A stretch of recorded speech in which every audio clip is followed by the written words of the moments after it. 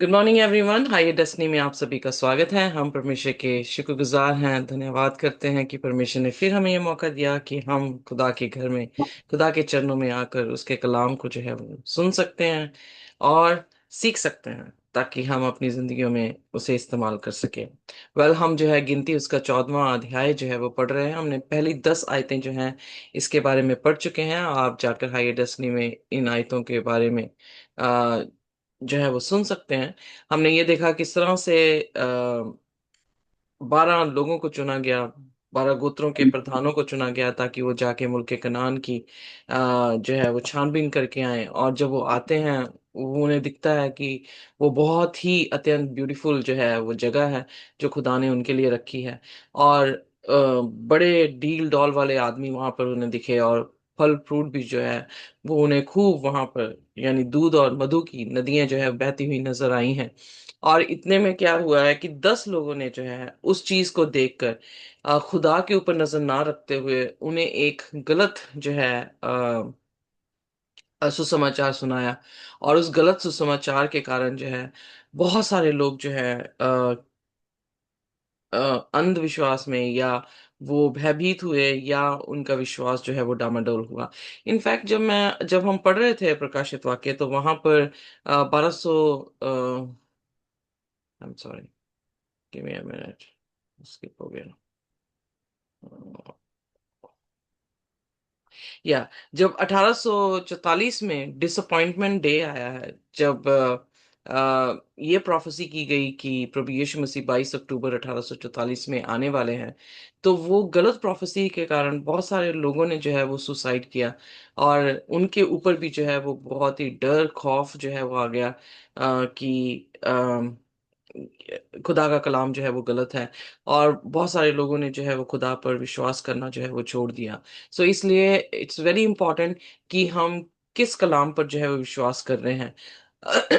इसीलिए प्रेरितों के काम में हम देखते हैं कि जो पहली कलीसिया थी, जब पतरस और सारे चेले जो है प्रचार कर रहे थे, तो पहली कलीसिया ने उनके प्रचार को ही नहीं सुना, बल्कि खुदा के कलाम को भी पढ़ा और देखा कि क्या ये प्रचार जो है वो सही कर रहे हैं।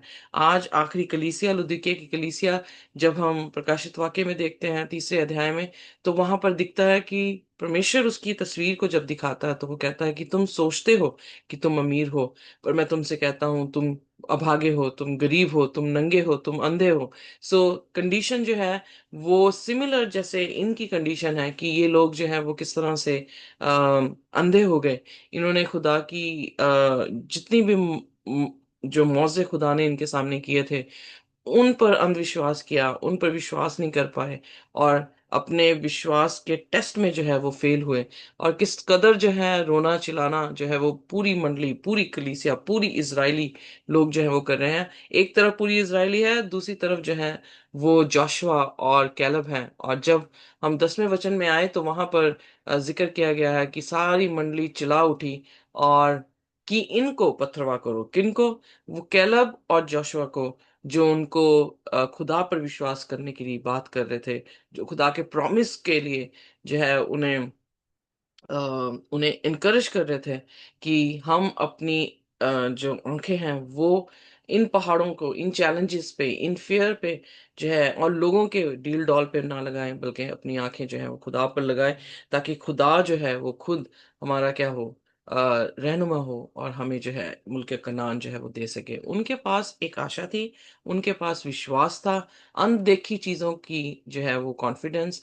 हम देखते हैं कि वो था कि खुदा पर इतना विश्वास कर रहे थे कि उनके जो चैलेंजेस पूरी इसराइली को दिख रहे थे, वो उनको नहीं दिख रहे थे।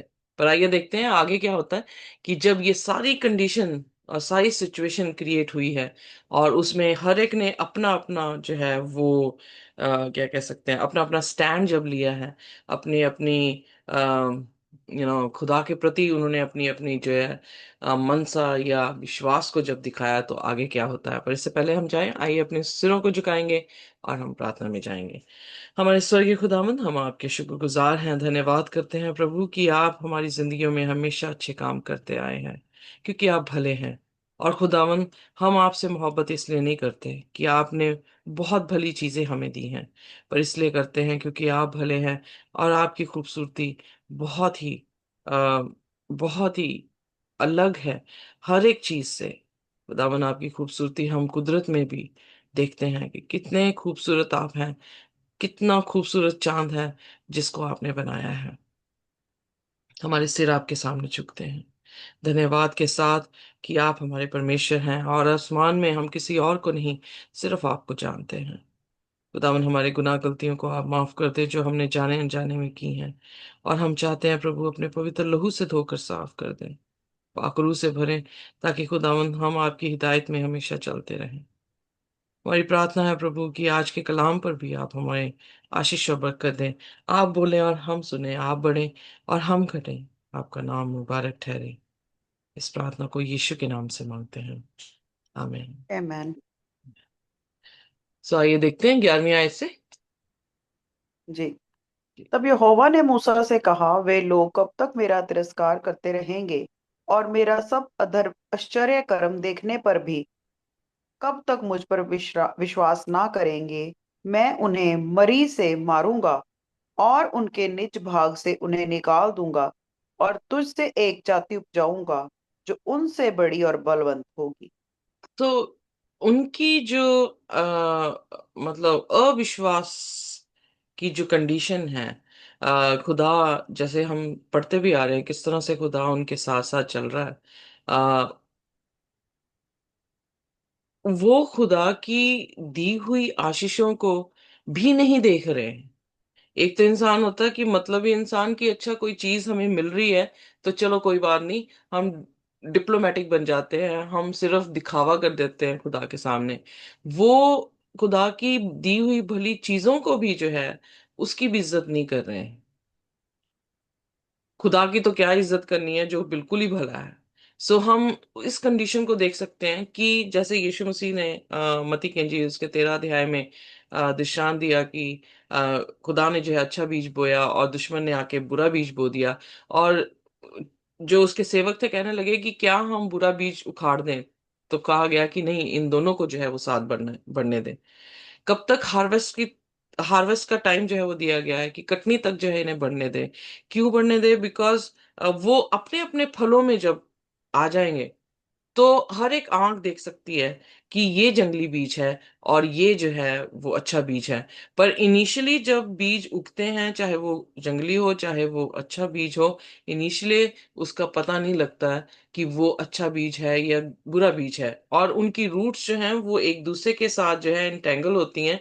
अगर अच्छे बीज को छोड़कर आप बुरे बीज को भी उखाड़ेंगे तो अच्छा बीज भी जो है वो क्या होगा, वो उखड़ जाएगा। सो इसलिए खुदा जो है वो सबर वाला खुदा है, सबर के साथ जो है इंतजार करता है कि हर एक कोई अपना अपना स्टैंड ले ले, हर एक कोई अपनी अपनी तरबियत, अपनी पर्सनालिटी फॉर्म कर ले कि उसने किस तरह का शख्स जो है वो बनना है। सो यहाँ पर जब खुदा जजमेंट की बात कर रहा है, पहली चीज ये कि खुदा ने मूसा से कहा, यानी अभी भी मूसा जो है वो खुदा का जो है वो अजीज है। तो यकीनन है कि पूरी इजराइली जब खुदा के ऊपर विश्वास नहीं कर रही है, तो मूसा हारून जब मुंह के बल गिर रहे हैं, इस बात का अफसोस कर रहे हैं, तो कैलब और जोशुआ जो है वो मूसा की टीम को जो है वो सपोर्ट करते हुए, क्योंकि मूसा खुदा पे विश्वास कर रहा है, ये भी दोनों जो है वो खुदा के ऊपर विश्वास करके पूरी इजराइल को एनकरेज करने की कोशिश कर रहे हैं कि अपना दिल ना छोड़ें, खुदा हमारे साथ है। और जब हम देखते हैं 9वीं आयत में, तो वो कहता है केवल इतना करो कि तुम यहोवा के विरोध बलवा ना करो। So thing is it's too easy कि अगर हम खुदा के विरोध में कोई बात ना कहें और सिंपली जिस भी सिचुएशन में खुदा ने हमें रखा है उस सिचुएशन में आप खुश रहें, मगन रहे, खुदा की तारीफ जो है वो करते रहें, तो काफी चीजें जो है हमारी हमारी हमारी जो जर्नी है वो काफी सॉफ्ट, काफी प्लेजेंट जो है वो बन सकती है। बट हमारे अंधविश्वास, हमारे डाउट्स के कारण, हमारे शब्दों के बुरे बोलने के कारण हमारी जर्नी और हमारी डेस्टिनी जो है वो बिल्कुल क्या हो जाती है, चेंज हो जाती है। सो मेक श्योर, यहाँ पे भी खुदा ने मूसा से क्या कहा, ये लोग कब तक मेरा तिरस्कार करते रहेंगे। सो कब तक मुझे डिसरिस्पेक्ट जो है वो देते रहेंगे। यशायाह उसके पहले अध्याय में, परमेश्वर के वचन में, उसके तीसरे वचन में, if I am not mistaken, वहां पे लिखा कि गधा जो है वो अपने मालिक को जानता है, और बैल अपनी औखली को पहचानता है, पर मेरे लोग जो हैं वो मुझे कंसीडर नहीं करते। आइए देखते हैं यशायाह उसका पहला अध्याय और उसकी तीसरी आयत। बैल तो अपने मालिक को और गधे अपने स्वामी की चरनी को पहचानता है, परंतु इज़राइल मुझे नहीं जानता, मेरी प्रजा विचार नहीं करती। मैन, सो यहाँ पर जो हमारी सिंफुल नेचर है होने के कारण, जब हमारी खुदा के साथ हमारे ताल्लुकात अच्छे नहीं होते हैं, जब हम हर रोज का मन्ना नहीं खाते हैं और हमारे आत्मिक शरीर जो है वो वीक होने लग जाता है, तो हमारी नजरें भी खुदा से हट जाती हैं। यहाँ पर हम देखते हैं कि एक जानवरों की एग्जाम्पल दी गई है कि वो किस तरह से अपने मालिक को, किस तरह से अपने मालिक की चन्नी को जो है वो जान रहे हैं। पर इज़राइल खुदा को जो है वो नहीं जान रही, इज़राइल उसको कुछ भी जो है वो नहीं मान रही। यहाँ पर भी कंडीशन वही है, हमारी आज की भी कंडीशन यही है कि हम खुदा को कुछ नहीं जानते हैं। हम खुदा को महज जो है वो कई लोग तो इस बात में भी जो है शुक्र शुक्र गुजार नहीं होते कि खुदा ने इतनी बरकतें जो है उन्हें दी हैं, पर हमेशा रोते रहते हैं, रोते रहते हैं। यहाँ पर भी खुदा के वचन में तिरस्कार किसको कहा गया है? जिन्होंने अंधविश्वास रखा या जिन्होंने खुदा पर विश्वास नहीं किया। और क्या ये कर रहे थे? जो रो रहे थे और ये कह रहे थे कि हम वापस जो हैं वो मिस्र में चले जाएं। तीसरी चीज इनमें क्या थी? कि वो लोग अपना प्रधान खुद, खुदा ने जो अपॉइंट किया है वो नहीं। इसीलिए नए नियम में भी कंडीशन सेम ही है कि ट्रू क्राइस्ट है और फॉल्स क्राइस्ट है। हमने अपने तरह से, इसलिए तीतस की पत्री में पौलुस कहता है कि उनके कानों में जो है वो खुजली है, उन्होंने अपने हिसाब से अपने प्रचारक जो हैं वो चुन रखे हैं कि ताकि वो अपनी मर्जियां जो है वो कर सके। इसलिए तिरस्कार कैसे हो सकता है खुदा का? जब हम अपनी मर्जी करते हैं या अपने ही तरह का प्रचार जो है वो बना के लोगों को सुना रहे हैं, या हम फॉल्स प्रॉफिट की तरह एक्ट कर रहे हैं, फॉल्स क्राइस्ट की तरह एक्ट कर रहे हैं। जब हम खुदा पर अपनी नजरें लगाते नहीं हैं, जब हम उसके विरोध में बलवा करते हैं, रोते हैं और कहते हैं कि जहां पे खुदा ने हमें रखा है ये अच्छी जगह नहीं है, हम वापस जो है जाएंगे। इसलिए मैं कल भी जब कह रही थी कि अ, हमेशा जब भी कोई डिसीजन बनाए तो ये देखें कहीं ऐसा तो नहीं है कि हम जो है वो वापस मिशन में तो नहीं जा रहे इस डिसीजन में। हमें आगे बढ़ना है, ना कि पीछे जो है वो जाना है। और जो इंसान खुदा से खुदा की तरबियत को देख के मोहब्बत करता है वो पीछे नहीं जाता है। और खुदा की दी हुई चीजों से अगर वो सिर्फ मोहब्बत कर रहा है तो वो मुश्किलातों में खड़ा भी नहीं रह पाता है। इसलिए हम खुदा का तिरस्कार ना करें।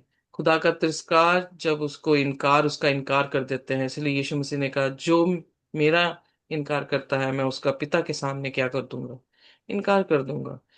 इसलिए तिरस्कार मत करें। और फिर खुदा ने कहा कि मेरे सब आश्चर्य कर्म देखने पर भी कब तक मुझ पर विश्वास ना करेंगे। धर्मी विश्वास से बचाया जाता है, और विश्वास होना बहुत जरूरी है। और विश्वास महज सिर्फ कलाम सुनने से, खुदा के कलाम को सुनने से जो है वो आता है। सो वो सारी चीजें हम देखते हैं कि इनमें कमी थी, और इसीलिए बाइबल में लिखा है कि अंधविश्वासी स्वर्ग की बादशाहत में नहीं जाएंगे। और यहाँ पर भी 12वीं आयत में एक मरी से मारूंगा और उनके निज भाग से उन्हें निकाल दूंगा। इनफैक्ट मैरिज रिलेशनशिप में भी अगर विश्वास नहीं है तो मैरिज क्या हो जाती है? स्प्लिट हो जाती है, टूट जाती है। कवर्नेंट कॉन्ट्रैक्ट में अगर विश्वास नहीं है तो कॉन्ट्रैक्ट जो है वो टूट जाते हैं। उसी तरह से खुदा के साथ भी हमारे ताल्लुकात, अगर हम खुदा पर भरोसा नहीं रख पा रहे हैं तो हमारे भी जो है वो क्या हो जाएंगे? ताल्लुकात खुदा से टूट जाएंगे, और हम उसका निज भाग जो है वो नहीं रह पाएंगे। पर खुदा यहाँ पर मूसा से कह रहा है कि मूसा, मैं तेरे से जाति उपजाऊंगा। और बहुत बड़ी और बलवंत जो है वो जाति बनाऊंगा। पर मूसा यहाँ पे क्या कह रहा है? इनफैक्ट कई बार ऐसा होता है कि खुदा कहता है मैं तुझे आशीष दूंगा, तेरे सताने वालों को जो है वो आशीष नहीं दूंगा। तो हम बड़े खुश होते हैं।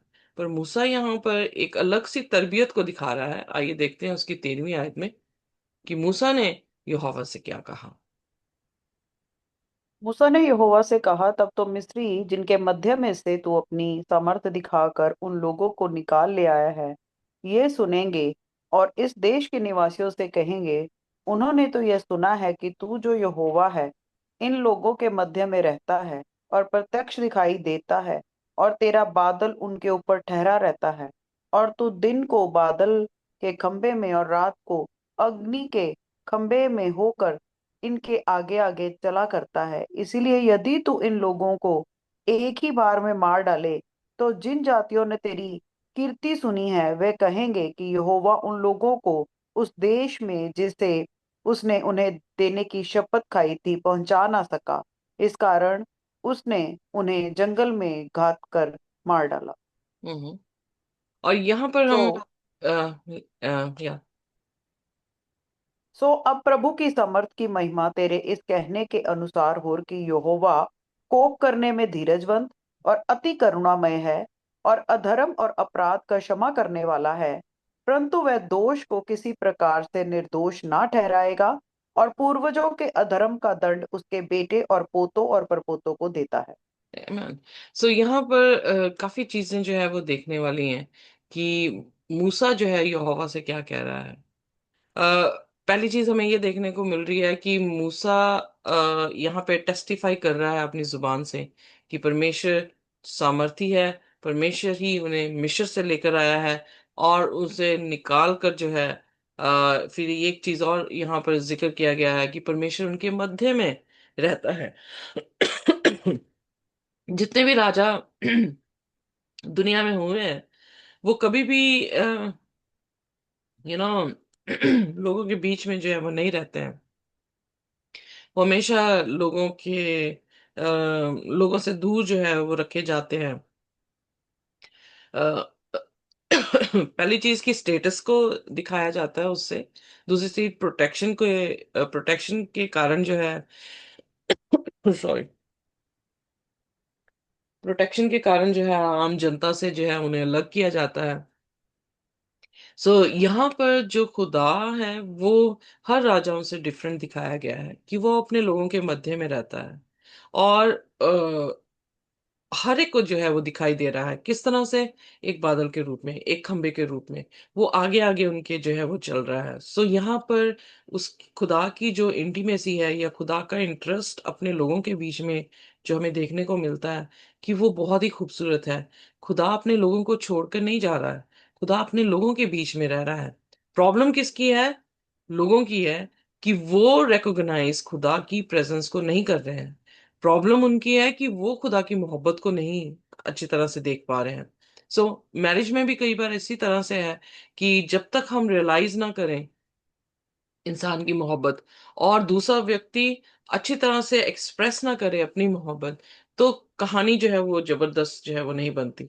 आ, हर मूवी आप देखेंगे जितनी भी लव स्टोरीज पे बनी हुई हैं, उनके एक्सप्रेशंस और उनकी रिकॉग्निशन उस प्यार के बारे में ही बयान करती है और उनकी कहानी जो है वो जबरदस्त जो है वो कहानी एक प्यार की जो है वो बन जाती है। यहाँ पर हम देखते हैं कि वो मोहब्बत ही नहीं है। एक इंसान मोहब्बत कर रहा है, it's like a one sided love. एक इंसान मोहब्बत कर रहा है पर दूसरे जो है उस मोहब्बत को रिकॉग्नाइज ही नहीं कर पा रहे हैं कि खुदा जो है वो उनके साथ है। और इसीलिए जब रिकॉग्निशन ना हो तो क्या है, जिंदगी बिखर जाती हैं, परिवार टूट जाते हैं और कलीसिया भी जो है वो खत्म हो जाती है। पहली चीज हमें देखने को मिलती है कि यहोवा ने उनको छुड़ाया था। यहोवा उन्हें निकाल के लेकर आया है। यहोवा यहोवा इससे पहले उन्हें मुल्क कनान के अंदर भेजे। उनको जो है उसने दिखाया कि वो कितना खूबसूरत जो है वो जगह है। आज हमें भी स्वर्गीय बादशाह को खुदा ने अपने वचनों से बयान कर दिया है, जो कि प्रकाशित वाक्य उसके 21 और 22 अध्याय में हम देखते हैं। और इवन यशायाह की पुस्तक में भी जिक्र किया गया है। उन सभी चीजों को जब हम पीसेस को जोड़ते हैं तो हम देखते हैं कि जो खुदा की स्वर्ग की बादशाह था वो बहुत खूबसूरत है। बट क्या हम विश्वास करते हैं कि खुदा हमें लेकर जा सकता है? क्या हम किसकी मनसा कर रहे हैं, कि खुदा के घर की, या बाहर पीछे जो हम पाप छोड़ के आए हैं उन पापों के बीच में अपने आप को फंसाने की? हमारी भी जो है जर्नी ऐसी ही है। हमारा भी निर्णय लेना इसी कदर है, और इसलिए हमें जरूरत है कि हम परमेश्वर की तरफ अपने जो है वो निर्णय को या अपने फैसलों को जो है वो ले सकें। और इतना कुछ करने के बाद मूसा क्या कह रहा है? मूसा खुदा को रोक रहा है कि वो पूरी इज़राइल को जो है वो खत्म ना करे। इनफैक्ट वो खुदा की उस तरबियत को जो है यहाँ पे बयान कर रहा है, जो उसने, अगर आपको याद हो तो 32 अध्याय में निर्गमन की जो है उसने खुदा से कहा, और 34 अध्याय में, 32 से 34 अध्याय में जब हम पढ़ते हैं तो वो खुदा से कह रहा है कि मुझे तू अपना चेहरा दिखा। और खुदा अपनी महिमा दिखाता हुआ कहता हुआ गया कि हे प्रभु, जो गुस्से में धीमा है, जो कृपालु है। और अपनी तरबियत को बयान जो है वहां पे किया गया है। और यहाँ पर भी जो है उसने खुदा की तरबियत को, जो देखा था उसने खुदा की तरबियत को, उसी तरबियत को यहाँ पे बयान कर रहा है। और खुदा को जो है यहाँ पर खुदा से जो है वो बातचीत हो रही है, और उसे कहा जा रहा है कि ऐसा ना हो कि जो तू लेकर आया है और जो लोगों ने देखा है कि किस तरह से तू बादलों में उनके साथ बातचीत कर रहा है, या दिन में बादल की तरह और रात में खंबे की तरह उनके आगे आगे चल रहा है, जो कि एक्स्ट्रा ऑर्डिनरी जो है वो एक्सप्रेशन ऑफ लव है खुदा का। तो वो कह रहा है कि अगर तू एक बार में सभी को मार डालेगा तो ये जाति जो तेरी प्रशंसा करती हैं वो तेरे बारे में क्या जो है वो कहेंगी। यहाँ पर मूसा जो है खुदा की जो सूरत है उसके लिए जो है वो वरिड है। यानी वो उसके गुड्स के ऊपर उसका फोकस नहीं है, उसकी उसके गुड होने पर जो है वो फोकस जो यहाँ यहाँ दिखा रहा है। इसलिए मैंने कहा, don't love God because he gives you goods, but love him because he is good. यहाँ पर उसकी गुडनेस को, खुदा की गुडनेस को बयान कर रहा है कि तू तो बहुत खूबसूरत है। Why you are thinking that you are imperfect? इन्होंने जो है तुझे रिकॉग्नाइज नहीं किया, दैट इज देयर प्रॉब्लम। हमारे रिलेशनशिप में भी जब हम रिकॉग्नाइज खुदा को नहीं करते तो वो हमारी प्रॉब्लम है, खुदा की प्रॉब्लम नहीं है। God is good, God is perfect, God is wonderful, God is our provider. खुदा हमें मुहैया करने वाला है, बट हम उसकी ब्लेस उसकी ब्लेसिंग्स को जो है वो काउंट नहीं कर रहे। तो मूसा जो है यहाँ पे उसे कह रहा है कि ये जातियों ने तेरी कीर्ति सुनी है, वो क्या कहेंगी कि यहोवा लोगों को इस देश में जिसे उसने उन्हें देने की शपथ खाई पहुंचा ना सका। सो यहाँ पर खुदा तभी, अगर आप देखें पौलुस क्या कहता है, जो अच्छा काम खुदा ने शुरू किया है वो क्या करेगा? खत्म करेगा। क्योंकि अगर वो खत्म नहीं करता तो वो क्या होगा? असमर्थी जो है वो नजर आएगा। ये कॉन्फिडेंस भी हमारा होना चाहिए कि अगर खुदा ने हमारे साथ प्रोमिसेस किए हैं, हम उसके साथ वफादार हैं, तो यकीनन है वो सारे प्रोमिसेस वो हमारे साथ क्या करेगा? पूरा करेगा।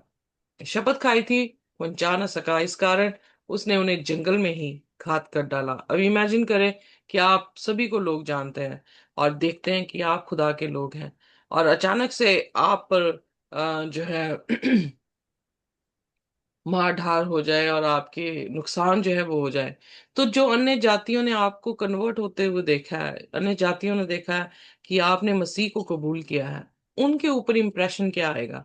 उनके ऊपर इम्प्रेशन यही आएगा कि क्योंकि इन्होंने जो है अपने देवी देवताओं को छोड़कर खुदावन को जो है स्वीकार किया है, तो देखें कि इनके खुदा के पीछे जाने से क्या हुआ। इनकी जिंदगी सच जो ही है है, ये। या जिंदगी जो है वो खराब हो गई। तो खुदा असमर्थी दिख रहा है, और लोग जो है ये नहीं देख पाएंगे कि प्रॉब्लम हमारी थी, हमने खुदा को छोड़ा है, और हम दुश्मन ने जो है इनको जो है वो खत्म किया। बट लोगों के ऊपर जो इम्प्रेशन होगा कि खुदा ने जो है इनको, इनके खुदा के पास समर्थ नहीं है। सो अब प्रभु की सामर्थ की महिमा तेरे इस कहने के अनुसार हो कि यहोवा कोप करने में धीरजवंत है। तो खुदा से खुदा से जो है वो ये चीज कह रहा है कि मैं नहीं चाहता हूं कि ये मैसेज कन्वे हो लोगों को, पर मैसेज क्या कन्वे होना चाहिए? बेशक ये दुष्ट हैं और ये जीवित रहेंगे, अपनी मौत जो है वो मर रहे हैं, पर क्या होगा? तेरे धीरज रखने से लोगों के ऊपर ये इंप्रेशन पड़ेगा कि इतना ये पाप करके खुदा के सामने क्यों नहीं आ गए, पर खुदा इनके साथ क्या रहा है?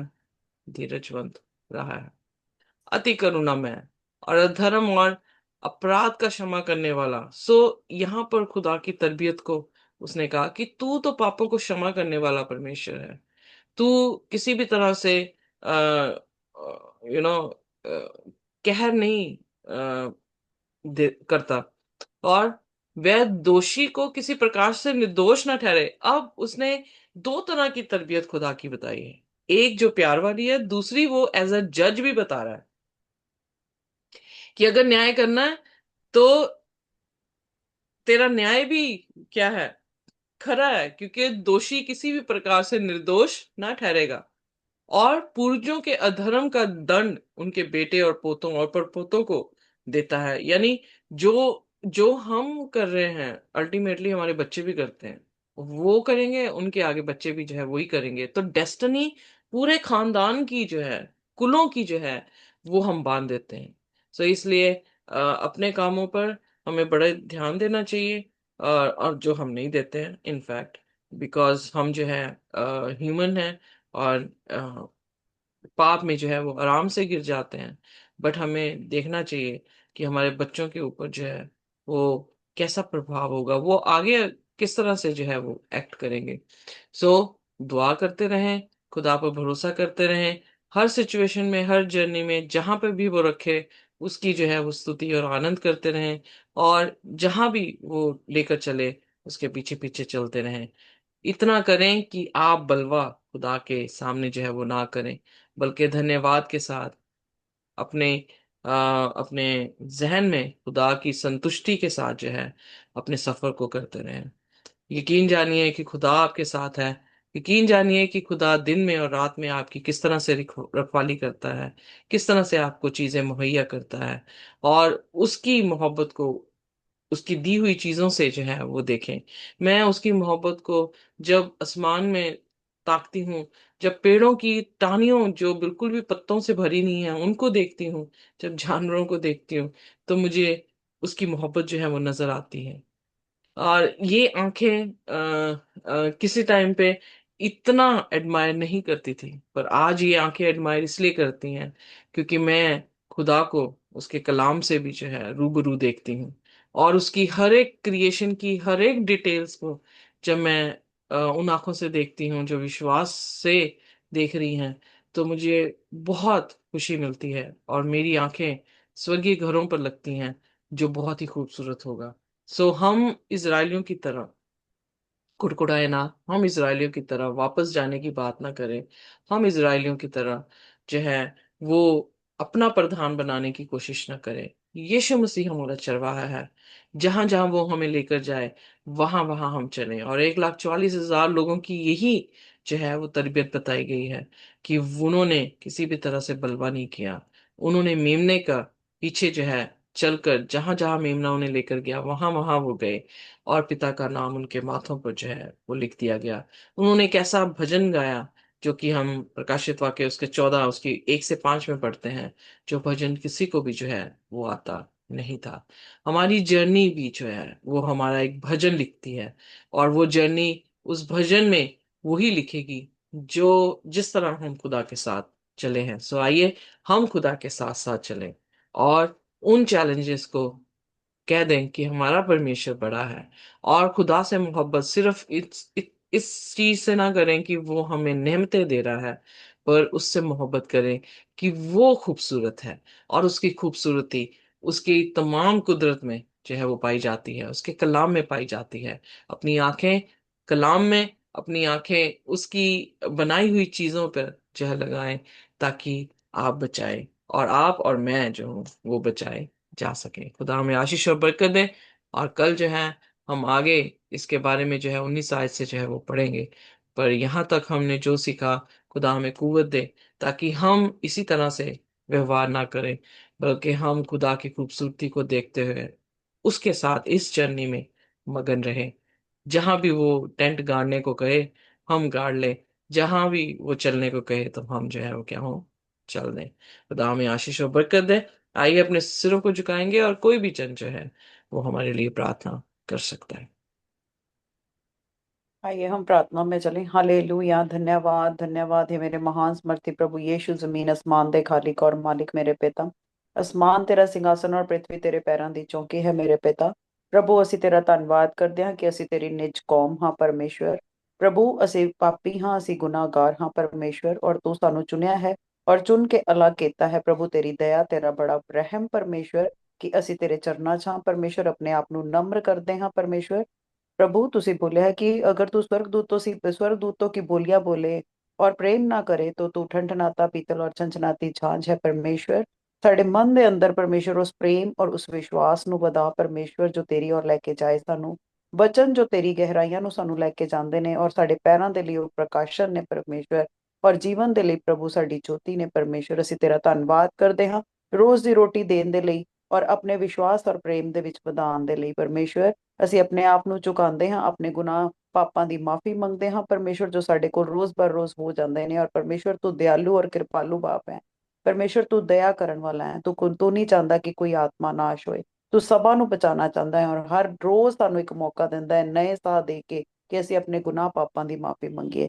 ਪ੍ਰਭੂ ਤੈਨੂੰ ਛੋੜ ਕੋਈ ਹੋਰ ਖੁਦਾ ਹੈ ਹੀ ਨਹੀਂ ਮੇਰੇ ਪਿਤਾ। ਪ੍ਰਭੂ ਤੂੰ ਦਿਆਲੂ ਕਿਰਪਾਲੂ ਔਰ ਪ੍ਰਭੂ ਸਾਮਰਥ ਨਾਲ ਭਰਿਆ ਪਰਮੇਸ਼ਵਰ ਹੈ। ਪ੍ਰਭੂ ਤੂੰ ਆਪਣੀ ਸੂਰਤ ਵਿੱਚ ਸਾਨੂੰ ਬਣਾਇਆ ਹੈ ਪਰਮੇਸ਼ਵਰ। ਅਸੀਂ ਤੇਰਾ ਧੰਨਵਾਦ ਕਰਦੇ ਹਾਂ। शैतान दी कोई भी चाल साडे विरुद्ध काम नहीं कर सकती। तूने जो मेरे नाम को जान लिया, इसलिए कोई भी विपत्ति कोई भी दुख तेरे डेरे के निकट ना आएगा। तू वायदਿਆਂ ਦਾ सच्चा और जिंदा खुदा है मेरे पिता। तेरे वायदे पूरे ने मेरे पिता। ਜ਼ਰੂਰਤ ਹੈ ਸਾਨੂੰ ਆਪਣੇ ਆਪ ਨੂੰ ਇੰਪਰੂਵ ਕਰਨ ਦੀ ਪਰਮੇਸ਼ਵਰ। ਸਾਡੇ ਵਿੱਚ ਕਮੀਆਂ ਨੇ, ਘਟੀਆਂ ਨੇ, ना बल से ना शक्ति से, पर तेरी आत्मा के द्वारा परमेश्वर। अपना प्रकाशन और अपना समर्थ और अपनी दया साडे उत्ते हमेशा बना के रखना पर मेरे पिता। इस प्रार्थना ਨੂੰ ਮੰਗਦਿਆਂ ਪਿਆਰੇ ਬੇਟੇ ਖੁਦਾਵੰਦ यीशु मसीह ਦੇ ਸਮਰਥੀ ਨਾਮ ਦੇ ਵਿੱਚ, amen. Thank you very much sister जी। खुदा की शांति और उसका अनुग्रह हमारे साथ जब तक हम प्रभु यीशु मसीह को रूबरू ना देख लें, इसी तरह से बना रहे। आमेन।